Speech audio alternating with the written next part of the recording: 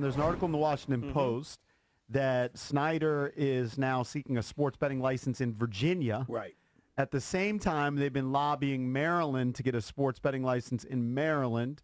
We know that Governor Hogan kind of turned down the site across or adjacent to MGM National Harbor, but Snyder does own land in Landover, also next to FedEx. Because we were kind of kicking this around, like if they put a new stadium by FedEx, what do they do? Do they build it right next door? Maybe that's what they'd have to do and continue to play.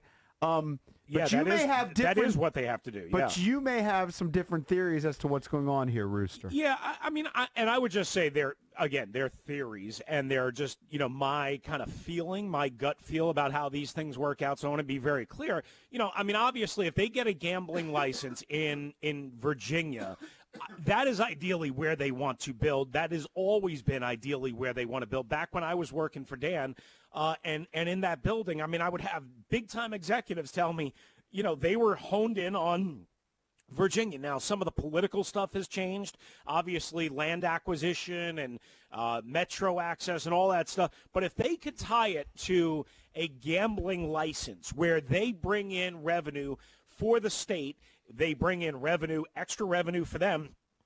And I guess in Maryland at the FedEx site, one of the key holdups, I guess, at this point is that they would have to share or partner with a minority-owned sports book and casino because of all the previous casinos and gambling licenses that Maryland has distributed to all the popular spots that everybody goes to, right? So maybe they don't want to do that. And if I know Dan and if I know the Redskins, they don't want to do that. They want to run this by themselves and get as much of the profit as they can because they're already going to have to share some of it with taxpayers or i.e. the state in terms of taxes, right? So Virginia, I think, makes much more sense still than FedEx Field and or Maryland under that scenario. The question is what happens if they don't get this license in Virginia? Yeah, but Rooster, that's what I wanted to touch on. Yeah. Is there any momentum right now for sports gambling being legalized in Virginia? Because I know that in D.C. they're just waiting for a few things to pass, and they're going to be up and running. I know Maryland wants to get in the mix. Well, there are a couple of pending bills. It seems like Virginia is just dragging their feet with both sports gambling and casinos. But if you read what these politicians now, we can only go by based on the Post reporting, and this is way above my expertise level, right? Apparently there's these two different bills today that they're going to vote on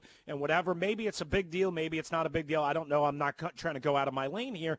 But assuming that it gets run through, right, in some form, I think that would still be the desired thing, especially if there's going to be like some limitation of funds or profit that they can make in Maryland based on what I just kind of described. So, and again, I would say this.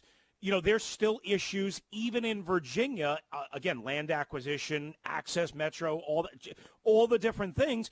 Now, the one thing I keep going towards, if Dan is going to privately finance this stadium, wherever it turns out to be, tied in with the gambling license, then that's probably a good thing. But what happens, guys? What happens if even they get the gambling license and they still can't get over these major hurdles and roadblocks? Does Dan start to get frustrated and kind of go, I can't get to D.C. I can't get to Maryland. I don't want to, I don't necessarily want to be in Maryland. I can't get the deal done in Virginia. Let me start leveraging and threatening something else. What, to move the team? Really? Yeah. Well, isn't he I'm praying he moves the team. Hold on. Isn't he locked in here until 27? Yes. But that's what I'm saying. Be here before you know it, Jason. In order to get the stadium deal, does he start doing that? Yeah. I'm not. Again, let me be clear because I know how Redskins fans are. I'm not saying he's going to do that. This is my gut feel that eventually, if he gets stymied or blocked at every turn in terms of this gambling license and also, again, the stadium construction plan and the land acquisition and all the different things that go into this, does he start to do that as a way to get leverage back again? Mm-hmm. Yeah. I think that's fair, right? So if he did get it in Maryland, he was telling the state that he would build right there on the same property, correct? That's my understanding based on the Post reporting, so I don't want to take credit, but in talking to a couple of people, and I know in talking to Rick Snyder, who does obviously some work for the FanDC.com and all that. He's working on something, and he's much more into this than I am. Muriel Bowser on Friday, and I was talking about this on Friday night on my show, said, we can't wait to welcome back the Washington Redskins, meaning to D.C. From what he says, that whole deal is completely dead. That's not happening. So it's either Maryland or Virginia. So in the article in the Washington Post, it says, as part of the pitch, Snyder's outlined a proposal to build a new stadium at the site of teams FedEx Field in Landover. It would be the centerpiece of a sprawling year-round entertainment destination that would also include the team's corporate headquarters and practice facilities. Oh, so they would move out of Ashburn. Would move to Landover, yes. which, of course, is now located in Virginia. But here's the question. If they blow up the stadium and rebuild, where are they going to play?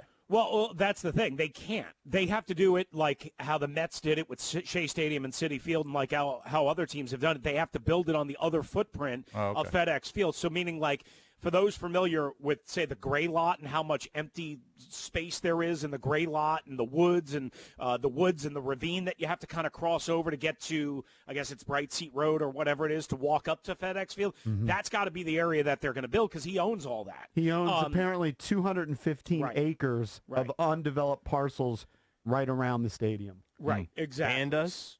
That's pretty sick. Yeah. So the bottom line is if here's the interesting scenario, right? If that's where it turns out to be, and if the Redskins ever get good again, which of course is the hope under Ron Rivera, right? So say you get 70,000 people going to games again, and you start building on another footprint of the FedEx Field property. Could you imagine if people think traffic is bad now?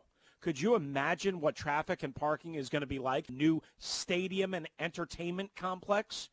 Stadium and entertainment complex on the FedEx Field property site. Oh my goodness! Yeah, but it would take years to build that. Sure, but that's what I'm saying. You're talking about at least 2, probably 3 years of just a complete debacle to try and move around there, and the parking, a lack and a lack of parking because you're taking away thousands of parking spaces, and we all know Metro is not a reliable or is not a great. Maybe they figure out a way with shuttle buses and whatever to get from not the Adams Morgan station, the whatever whatever that station is. That's kind of a mile or so away from FedEx. Maybe they figure that out. I don't know. To me, it's always been like they've always wanted to be in Virginia, but there's some things that have changed in Virginia since that original intention and plan, most notably the politics. But if Dan's willing to privately finance tied to a betting license, then you clear a major hurdle in terms of the financing and not needing taxpayer help. Now you just need property and infrastructure and accessibility, and you still have to run through some political chains, but it's much less if you're willing to privately finance it tied to a gambling license. I'm sorry. This whole topic is over my head. I'm sorry. I hear you. It's not something I feel great about. I don't feel passionate about it either way. I don't care where they put the team. I mean, ideally, I would love to have it in D.C., but it sounds like that. I just don't care. Yeah. Here's the reason why it's important, though, EB, is, you're going to piss off a lot of this fan base one way or the other, right? You keep in Maryland, you're gonna upset everybody in Virginia and some in D.C. You make some people in Maryland happy, but it doesn't seem like anybody likes it up there. You put it in Virginia, you're gonna make Southern Maryland people and maybe some you're gonna upset a lot of people. So I wonder how they're gonna get around this divide. Not to mention, here's the other thing, guys. They build the stadium, especially if he privately finances it. My gut feeling is Dan Snyder's going to try and run these PSLs, these personal seat licenses. This fan base ain't going to participate in that. Yeah, I mean, I feel like he's operating like it's 20 years ago, like it's a big deal. Yes. Like people don't, the Redskins franchise as we know it is dead. Maybe he counts on Ron revitalizing it, and eventually take a while. I know, but if the stadium's not going to be ready until 2027 necessarily, and you don't have to have all of the things in order, until 2022 or 2023, that gives him maybe this window that he's banking on. Hey, if I can get back to 10 or 11 wins, if I can revitalize the fan base, then they'll just buy into whatever I'm trying to hawk and sell. The fan base has dwindled to almost nothing. Like, I know that they have this huge valuation, and I know they get all this money from their TV deal and everything, but the franchise is basically dead. And PSL, there's nothing there. That reeks of like 1998. The That's Redskins, such an old concept. Yeah, but other teams still do it. The Jets did it at MetLife Stadium, and it was a disaster. Yeah. I don't think the Falcons did it, but I believe, I could be wrong on this, the Rams are doing it at the new stadium. People still do it, and I still have yet to figure out what the benefit of a PSL is for the fan, other than just, hey. There isn't. It benefits the owner. Yeah, it doesn't benefit the fan. Exactly. And if you're not winning, now, if you're winning 11, 12, 13 games, and if you're in the Super Bowl, fans will do it. Yeah, but that's not happening. If you're not, you better watch out. That's not happening anytime soon. Yeah, I agree. This franchise, honestly, as I'm sitting here, I'm just on. It might be one of the biggest frauds in all of sports. I mean, they have this huge valuation, and yet there's no core to it. It's gone. You know what I mean? It's all gone. But that's, I know, and that's why that's why Bruce is gone, and it's got a whole new coaching staff. And now he thinks he has leverage and stuff, but he really doesn't because no one cares. He doesn't, but he still makes a ton of revenue. But he does because of the TV deal and stuff, but there's nothing there. But he's desperately trying to create the leverage through the sports. But the sports gambling aspect of it. Yeah, exactly. I mean, the NFL's just announced this weekend they're going to hire a VP of sports gambling. Yep. This is the NFL. I mean, this is, and they were anti-sports gambling for, well, they said they were forever. Now they're going to hire someone just to oversee it.